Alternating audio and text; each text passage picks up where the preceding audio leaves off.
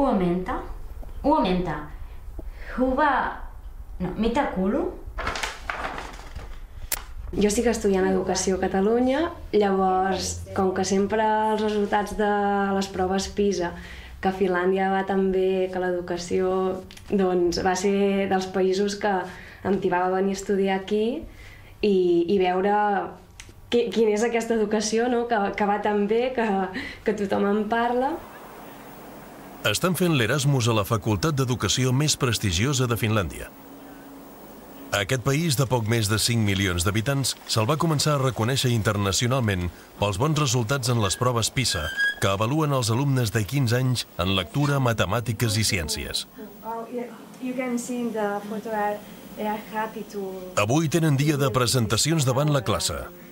Els castellers is a human tower that is typical from most of the cities in our towns. A la segona hora parlen sobre sistemes educatius. Hi ha alumnes d'Alemanya, Àustria, la República Txeca, llocs on s'observa amb enveja el cas finlandès. Sí, a Àustria és així, perquè els últims 3 anys el nivell ha baixat molt. Al meu país és com si els alumnes no estiguessin motivats per aprendre. L'única alumna que pot presumir de resultats és la coreana. Però mentre que els alumnes finlandesos són de tota l'OCDE dels que es passen menys hores a classe, a Corea molts estudiants estan sotmesos a una pressió descomunal. Feies activitats amb els pares, per exemple, els caps de setmana? A l'època de l'institut no, perquè estava tan enfeinada, ni el dia de Nadal no podia descansar. Les dues catalanes estan satisfetes de les primeres setmanes de classe. Només les fa patir el domini de l'anglès. Bueno, entre l'anglès hi ha molt nivell i això ens ho notem nosaltres, que en comparació a la resta d'estudiants et sents molt limitat. Veus que l'altra gent té un nivell molt alt i a tu t'agradaria molt explicar moltes festes de Catalunya i et sents molt limitat perquè no tens vocabulari. Tenim moltes ganes d'estar en escoles aquí. Sí, jo crec que serà on realment veurem què és l'educació aquí a Finlàndia i podrem ja parlar i conèixer bé.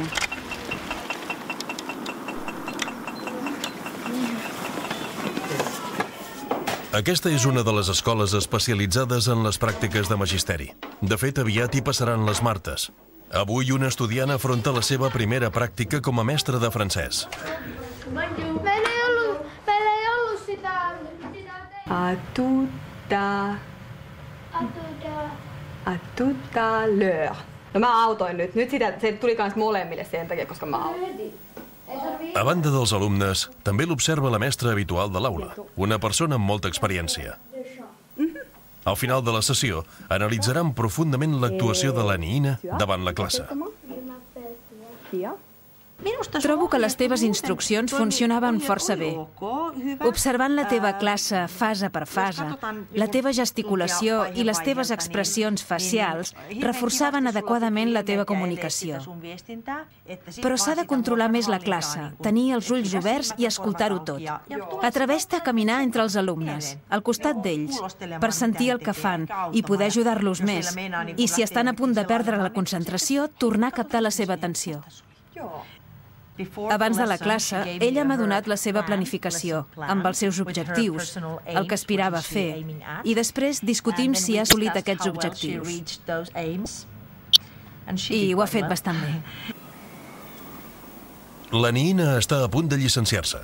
Serà al final d'un trajecte llarg. La carrera per impartir classes tant a primària com a secundària dura 5 anys. A més, entrar a la facultat no és fàcil. Requereix, a banda de notes altes, superar una entrevista i altres proves específiques. Creiem que són els joves més ben preparats, els que acaben exercint de professor, perquè és una professió molt reconeguda. Només un 10% dels que volen entrar a la Universitat d'Educació obtenen plaça. Aquesta és la clau. Cal canviar la normativa per accedir als estudis per ser ensenyant. Cal demanar uns requisits de nivell per poder accedir. No es pot deixar a la nota de tall de cada any. S'ha de tenir una decisió prèvia de què es necessita per ser un bon estudiant de mestre o de professor per poder després tenir un bon exercici. S'ha de dir també que és molt difícil seleccionar bons docents, perquè el bon docent es comprova en la pràctica, no amb una prova en un examen. Bé, llavors, ja que és difícil la selecció, jo crec que haurien de facilitar al màxim la sortida del sistema. Pels mestres cremats, pel professor cremats, buscar alternatives que no suposin això o el carrer. La carrera de professor en aquests anys ha sigut molt àmplia, és a dir, hi ha hagut moltes vacants, molts llocs de treball i molta gent que pensaven ser arquitectes, que pensaven ser matemàtics o pensaven ser economistes, han acabat educació, sense saber el que representava un nen.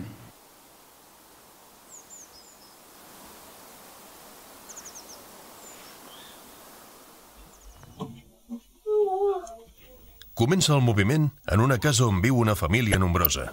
Per un matrimoni de classe mitjana no és fàcil sortir-se'n amb 4 fills.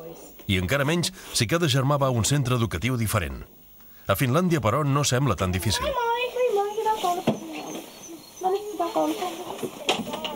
El primer de marxar és el Pekka. El passa a buscar un amic. Tenen 9 anys i, com la majoria de nens, van sols a l'escola. Tot seguit surt el Tuomo. Té 7 anys. A Finlàndia no s'escolaritza obligatòriament els nens fins a aquesta edat. Marxa amb un taxi que paga l'Ajuntament i que el porta a una escola d'educació especial. El Tuomo té problemes psicomotrius, però ha rebut tanta teràpia i suport que potser, ja podrà anar a l'escola normal l'any que ve.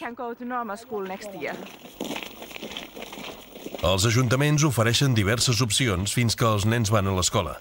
Ells han optat per la llar d'infants. La plaça està garantida i té un cost màxim de 254 euros al mes. Cada nen, a partir dels 10 mesos, hi té dret. Per tant, si jo vull treballar i vull portar els meus fills a la llar d'infants, m'han de donar una plaça. L'escola on va el Pekka és pública, com gairebé el 100% de les del país. Però aquesta és una de les més boniques de Finlàndia. I ho és a causa d'una decisió estratègica. Està situada en un barri amb força vivendes socials i el 40% dels alumnes són immigrants. Where are you from? I'm from Kosovo. And you? I'm from Congo. And you? I'm from Finland. Somalia.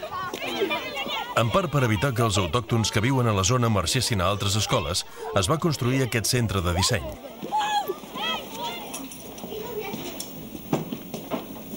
Hyvää huomenta, kolmas luokka. Hyvää huomenta, rehtori. Istukaa alas. El percentatge global d'immigrants de tot el país és baix, del voltant del 4%. A les aules catalanes supera el 13%. De tota manera, la immigració està creixent i per ara fins i tot als centres com aquest, on hi ha més alumnes d'origen estranger, els resultats són bons. Una de les claus, el suport que s'intenta oferir des de ben aviat a qualsevol alumne que en necessiti. Tenim una gran quantitat d'especialistes aquí a l'escola que poden ajudar. I això permet que amb l'especialista es pugui fer molta feina a la classe. La podem dividir en grups més petits, utilitzar materials especials, tot de coses que fem servir per ajudar els alumnes. Pekka ja Amina, pysähtykää. Seis. Es procura que tothom tingui les mateixes oportunitats. Per això són gratuïts des dels llibres fins al dinar, que se serveix cap a les 11 del matí. La mestra acostuma a menjar amb els alumnes. Perquè és un dels objectius de l'escola. Menjar tranquil·lament, parlar amb correcció i menjar com cal. Ei ole ihan paras paikka ollut. Teillä on vähän kuivan näköinen toi. De cuina també n'aprenen. És una assignatura obligatòria, com fer punt i treballs amb metall.